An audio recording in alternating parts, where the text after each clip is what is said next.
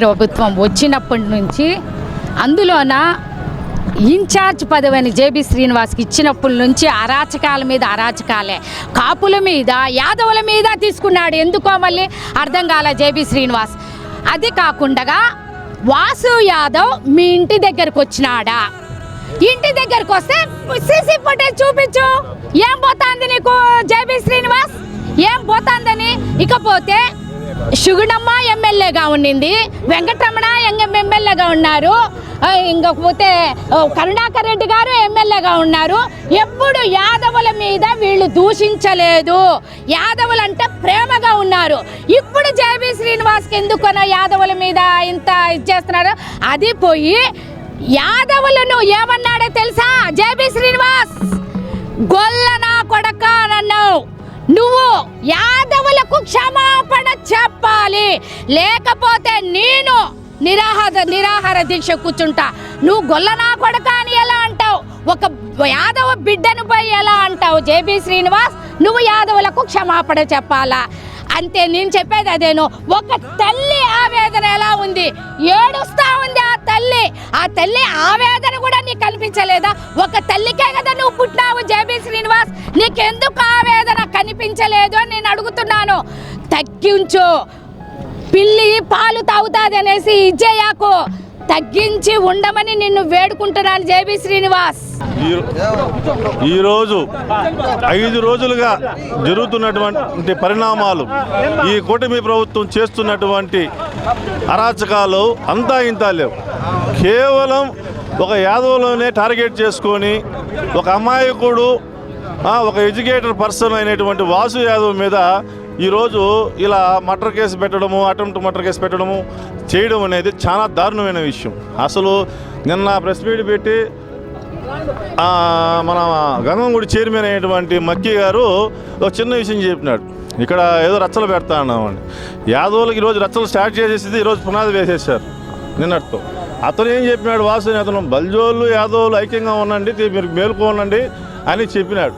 అది వదిలేసి ఈరోజు వాసు యాదవ్ పోయేసి వాళ్ళ ఇన్ఛార్జ్ మీదకి యుద్ధం చేసినాడంటే అసలు ఎంతవరకు నిజము? కాణిపాకంలో ఈరోజు సత్యప్రమాణం చేసినాడు, అక్కడ కూడా దాన్ని కిండలుగా మాట్లాడతారు. ఎక్కడైనా సత్యం అనేది అతను ధైర్యంగా వచ్చి చెప్పగలిగింది సత్యం అంటారు. అక్కడ కాలిపోతుందంటే ఎక్కడ ఎవరికైనా కాలుతుంది. ఆయన దేవుడు కాదు, అది తెలుసుకోవాలి ఫస్ట్. ఇప్పుడు వాళ్ళు ఇన్ఛార్జ్ గారు చెప్పిన కాబట్టి వాళ్ళు ప్రెస్ మీట్ పెట్టినారు. నిజంగా మా వాసు యాదవ్ వచ్చునుంటే, వాళ్ళ ఇంటి మీద దాడి చేస్తుంటే, అది మీకు నిజంగా సత్యమే అనుకుంటే నువ్వు ఎక్కడికో కాణిపాకం పోవాల్సింది. మళ్ళీ మీ ఇన్ఛార్జ్ కోసం నువ్వు గంగంగూడిలో ఒట్టేస్తే చాలు. అది అప్పుడు నువ్వు నిజమైన చైర్మన్వి, గంగంగుడి చైర్మన్వి. మన యాదవుల్లోకి నువ్వు కూడా ఒక యాదవ్ అనిపించుకోగలుగుతావు. ప్లస్ నువ్వు గుళ్ళో ఏమో సత్యాలు చెప్తా ఉండవు, బయటకు వచ్చి అబద్ధాలు చెప్పడం అనేది ఎంతవరకు న్యాయమా? గంగమ్మ ఏమన్నా చూస్తూ ఉంటుందా? తప్పు కదా. నువ్వు లోపలేమో సత్యాలు, బయటకు వస్తేమో అసత్యాలు పలుకుతా ఉండవు. అది ఎంతవరకు న్యాయం? ఒక పవిత్రమైన గుళ్ళో ఉంటాను. ఆ వెంకటేశ్వర స్వామి చెల్లి ఆమె కూడా చూసుకుంటుంది లేటుగా అయినా, ఎవరినైనా కూడా. అక్కడ కూడా మా వాళ్ళే ఉండేది, చెప్పిన వాళ్ళు కూడా. కానీ ఎవరికి చెడు జరగకూడదు. అతను వాసు యాదవ్ ఉన్నది చెప్పినాడు ధైర్యంగా చెప్పడం అనేదే మగతనం. ఆ దేవుడి దగ్గర చేయడం అనేదే ఆ ధైర్యము, ఆ నికార్సు ఉంటేనే చేయగలుగుతారు. అబద్ధాలు చెప్పేసి దేవుడు ఊరికే ఉంటాడా? ఉండడు కదా. ఈరోజు అనవసరంగా పెట్టినారు. ఒకవేళ మేము నిజంగానే కొట్టినామంటే అంటే నువ్వు ఆ రోజు సునీల్ని పట్టుకున్నారు, ఇంకొక అతను పట్టుకున్నారు. అతను ఎందుకు పట్టుకోలేకపోయినారు? ఎక్కడుంది న్యాయము?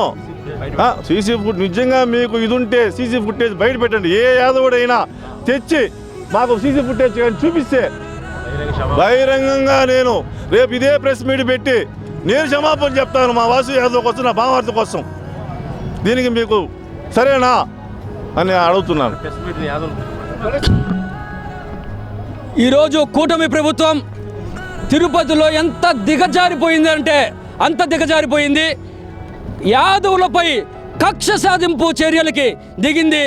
కొట్టడము యాదవులపైనే కాదు, ఇప్పుడున్నటువంటి టీడీపీ ఇన్ఛార్జ్ అయినటువంటి రౌడీ ఏ రకంగా దాడులు చేస్తున్నారా అంటే, సొంత కులమైనటువంటి సునీల్, అతను కూడా ఒక బలిజ కులస్తుడు, అతని పైన కూడా దాడులు. మా యాదవులపై అక్రమ కేసులు. అసలు అక్కడ లేనటువంటి వ్యక్తి వాసు యాదవ్ పై అక్రమ కేసులు 307 సెక్షన్ల కింద కేసులు బనాయించి ఈరోజు వాళ్ళ కుటుంబానికి క్షోభ పెడుతున్నాడు ఈ టీడీపీ ఇన్ఛార్జ్. యాదవులకి చాలా అన్యాయం చేస్తున్నాడు. యాదవులు ఎవరు కూడా ఈ కూటమి పాలనలో బతకలేరు, బతకకూడదు అనేసి నిరూపించినటువంటి వ్యక్తి ఈ టీడీపీ ఇన్ఛార్జ్ రౌడీ అయినటువంటి జేబీ శ్రీనివాస్ గారు. ఇది ముమ్మాటికి చాలా తప్పు. ఈ రకమైన అక్రమ కేసులని పెడుతూ ఉంటే ఇక్కడ తిరుపతిలో యాదవులు అనే వ్యక్తులు ఎవరు చూస్తూ ఊరుకోరు. కాణిపాకంకు వచ్చి ప్రమాణం చేసినటువంటి వ్యక్తి వాసు యాదవ్. మీకు నిజంగానే దమ్ముంటే, మీకు నిజంగానే చిత్తశుద్ధి ఉంటే, మీ ప్రభుత్వం పైన మీరు నిజంగా నిరూపించుకోవాలనుకుంటే మీరు కూడా వచ్చి కాణిపాకంకు వచ్చి ప్రమాణం చేయండి. లేదంటే గంగమ్మగుడి చైర్మన్గా ఉన్నటువంటి మహేష్ గారు నిన్న ఏదో శపథాలు పలుకుతూ ఉన్నారు. రండి, మీరు మీ గంగమ్మ గుడికే వస్తాం, అక్కడ ఉన్నటువంటి మా గంగమ్మ గుడికి మన గంగమ్మ గుడికే వస్తాం, అక్కడే ప్రమాణం చేస్తాం. మళ్ళీ మీరు కూడా దమ్ము ధైర్యం ఉంటే అక్కడే ప్రమాణం చేయండి. మీ ఇంటికాడికి వాసు యాదవ్ వచ్చి దాడి చేసినారు అని నిరూపించండి. అంత పెద్ద బంగ్లాలు కట్టుకొని ఉన్నారే, ఆ బంగ్లాలకి సీసీ కెమెరాలు ఉండవా? ఆ సీసీ కెమెరాల్లో ఫోటేజెస్ ఉండవా? వాళ్ళ తల్లి రోదన ఒక్కసారి చూడండి. యాదవుల బిడ్డని మీరు ఈ విధంగా చేస్తూ ఉంటారా, హింసిస్తూ ఉంటారంటే ఎవరు తిరుపతిలో యాదవులు ఎవరు చూస్తూ ఊరుకోరు. ఇప్పుడున్నటువంటి యాదవులు కూడా వాళ్ళ మనసు చంపుకొని వచ్చినటువంటి వ్యక్తులే, కానీ నిజంగా రాలేదు అని మేము అనుకుంటున్నాము. ఈ కూటమి ప్రభుత్వం ఇంకనైనా మా యాదవులపై దాడులు మానుకోవాల్సిందిగా మరీ కోరుకుంటున్నాం.